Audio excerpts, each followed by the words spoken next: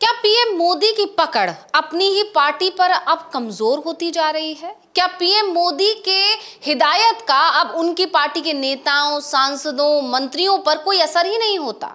क्या इसी वजह से पीएम मोदी को बार बार अपनी बात दोहरानी पड़ती है, लेकिन फिर भी जो उनके मंत्री हैं, उनके सांसद हैं, उसी तरह के बयान बार बार दोहराते हैं, जिसको लेकर पार्टी आलाकमान की तरफ से उनको हिदायत दी गई है? ये सारी बातें, ये सारे दावे इसलिए किए जा रहे हैं क्योंकि अब एक बार फिर पीएम मोदी ने अपनी कैबिनेट बैठक में फिजूल की बयानबाजी से बचने की हिदायत दी है। यानी उन्होंने अपने मंत्रियों को सख्त लहजे में समझा दिया है कि किसी भी तरह के जो बयानबाजी की जा रही है पार्टी नेताओं की तरफ से, पार्टी के सांसदों की तरफ से, मंत्रियों की तरफ से, उस तरह के बयान ना दें और सिर्फ अपने मंत्रालय के बारे में बात करें।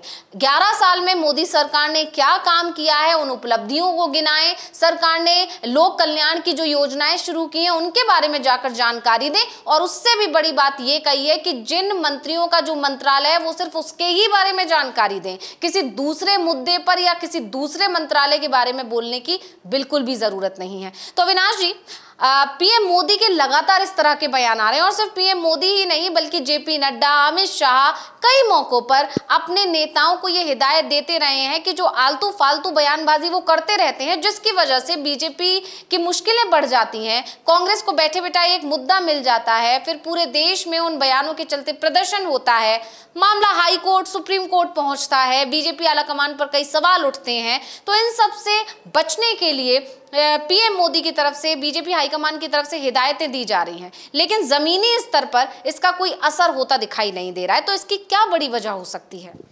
सबसे बड़ी जो वजह है वो 2024 का लोकसभा चुनाव का परिणाम है। उससे पहले 10 साल तक जब मोदी सरकार चली थी, प्रधानमंत्री एक बयान देते थे और पूरी पार्टी एक कतार में खड़ी हो जाती थी। प्रधानमंत्री की तरफ से नियम निकाला गया था कि पार्टी का कोई भी सांसद अपने निजी स्टाफ के रूप में अपने किसी परिचित को नहीं रखेगा, किसी रिश्तेदार को नहीं रखेगा। तो वो सभी पर लागू होता था। मंत्री अपना निजी स्टाफ तक नहीं रख पाते थे। लेकिन अब स्थितियां बदल गई हैं। 2024 के बाद से लगातार बीजेपी हाईकमान को, प्रधानमंत्री को, अपने नेताओं को हिदायत देनी पड़ रही है कि उनको क्या बोलना है, क्या नहीं बोलना है, लेकिन उसका कोई असर नहीं पड़ रहा है।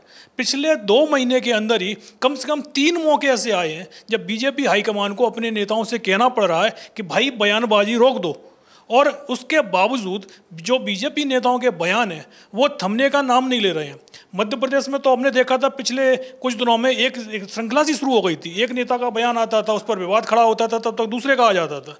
तो ऐसे में लगातार प्रधानमंत्री और बीजेपी हाईकमान का ये कहना कि नेताओं को और मंत्रियों को सिर्फ उतना ही बोलना चाहिए जितना की ज़रूरत हो, साफ बता रहा है कि प्रधानमंत्री की पकड़ अपनी पार्टी से कमज़ोर होती हुई दिखाई दे रही है। और अब जो उनका फिर से एक वही बयान आया है कि उतना ही बोलना चाहिए, अपने मंत्रालय के से रिलेटेड ही बोलना चाहिए, इसका भी बहुत ज़्यादा असर पड़ता हुआ नहीं दिखाई देगा।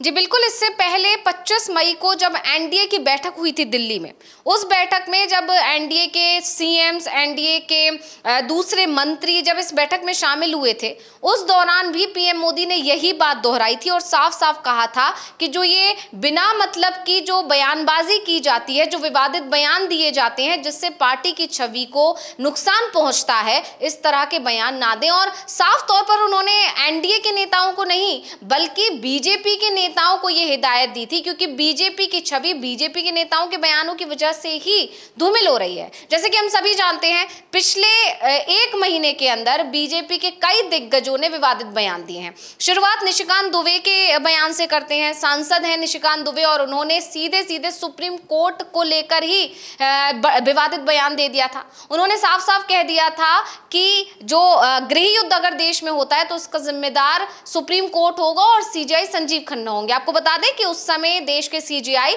संजीव खन्ना हुआ करते थे।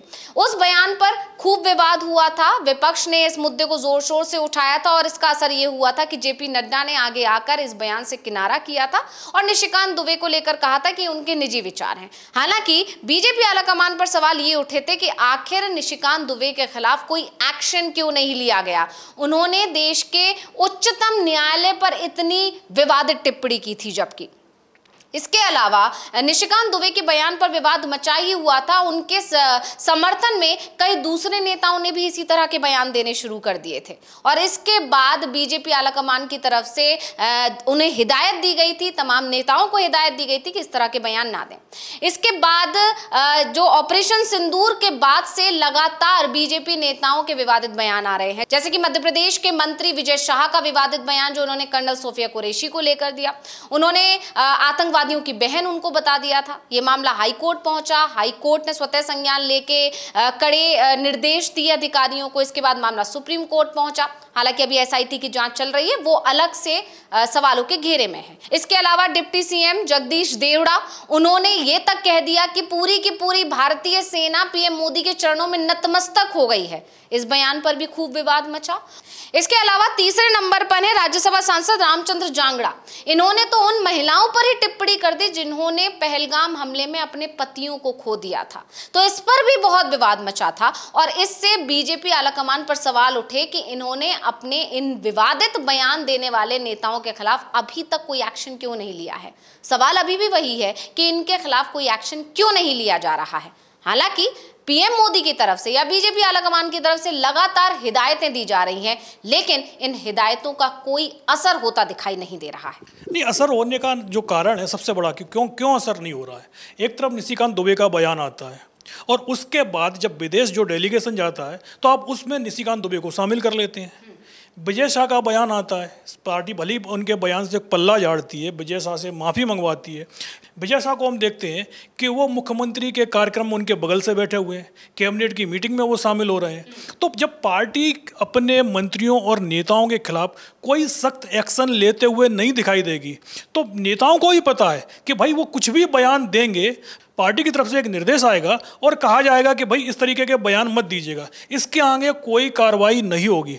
इसी के चलते बीजेपी नेताओं के जो सुरताल हैं वो बिगड़े हुए हैं और बीजेपी हाईकमान इसलिए कमज़ोर दिखाई दे रहा है क्योंकि जो प्रधानमंत्री नरेंद्र मोदी की जो लोकप्रियता है वो पहले से काफ़ी नीचे आ गई है। और इसी के चलते हमने देखा है कि जब हरियाणा में विधानसभा चुनाव हुआ था तो चुनाव की वोटिंग से 4-5 दिन पहले प्रधानमंत्री ने हरियाणा छोड़ दिया था। वही स्थिति महाराष्ट्र में भी हुई थी क्योंकि बीजेपी को ये लगने लगा था कि प्रधानमंत्री के नाम पर वोट नहीं मिल रहा है, तो इसी के चलते कि प्रधानमंत्री के चेहरे को बचाने की कोशिश की गई। वो बात अलग है कि चुनाव परिणाम जो आए वो बिल्कुल अपेक्षाओं के विपरीत आए थे। खुद बीजेपी के नेताओं को भरोसा नहीं हो रहा था कि वो चुनाव जीत जाएंगे और इसी के चलते चुनाव परिणाम पर अभी तक इंडिया गठबंधन की तरफ से लगातार सवाल खड़े किए जा रहे हैं। और यही एक सबसे बड़ा कारण है कि बीजेपी को लगता है कि प्रधानमंत्री के आने या नहीं आने से चुनाव परिणाम पर बहुत असर नहीं पड़ता है और इसी के चलते जो प्रधानमंत्री की हिदायतें हैं उनका कोई भी असर पड़ता हुआ नहीं दिखाई दे रहा। इस बार फिर उनकी हिदायत आई है। 2 महीने में करीब 3-4 बार स्थितियां बन चुकी हैं कि बीजेपी नेताओं से कहा जाता है कि आप बेवजह की बयानबाजी ना करें, लेकिन आपको बार बार ये चीज़ कहने की ज़रूरत क्यों पड़ रही है? इससे पहले तो कभी इस तरह की ज़रूरत नहीं पड़ी थी। सिर्फ एक संदेश आता था और पूरी पार्टी शांत हो जाती थी। लेकिन अब जिस तरीके का बीजेपी के अंदर बवंडर उठता हुआ दिखाई दे रहा है उससे साफ है कि पार्टी के नेता अब एक तरीके से 10 साल से उनके दबाव महसूस कर रहे थे, अब वो इस दबाव को तोड़ने की कोशिश कर रहे हैं। जी बिल्कुल, कह सकते हैं कि पकड़ ढीली होती जा रही है बीजेपी आलाकमान की, या कह सकते हैं कि गिरफ्त कमजोर होती जा रही है। लेकिन इस सब के अलावा विपक्ष एक और आरोप बीजेपी आलाकमान पर लगाता है, वो ये कि बीजेपी आलाकमान अपने मंत्रियों, अपने सांसदों के सहारे से कोई बयान दिलवाती है और उसका फिर असर क्या हो रहा है इस असर को भांपती है। अगर वो निगेटिव पब्लिसिटी करवा रहा होता है तो पार्टी ये कहकर किनारा कर लेती है कि ये उनका निजी विचार है। तो ये एक पार्टी की रणनीति का हिस्सा है। लेकिन फिलहाल जिस तरह से पीएम मोदी और बीजेपी आलाकमान बार बार अपने पार्टी नेताओं को यह समझा रहे हैं कि आप उटपटांग बयान देकर पब्लिसिटी ना क्रिएट करें, बल्कि जो पार्टी ने काम किए हैं 11 साल में उसको जाकर जनता के बीच में बताएं। यानी बीजेपी अब समझ चुकी है कि काम के सहारे से, काम को दिखाकर जनता का दिल जीतना होगा। ये जो राजनीति बीजेपी हमेशा से करती आई है वो राजनीति अब काम नहीं चलाएगी। बहुत बहुत धन्यवाद अविनाश जी तमाम जानकारी देने के लिए, और इसी के साथ मुझे यानी अंशिता को दीजिए इजाजत। नमस्कार।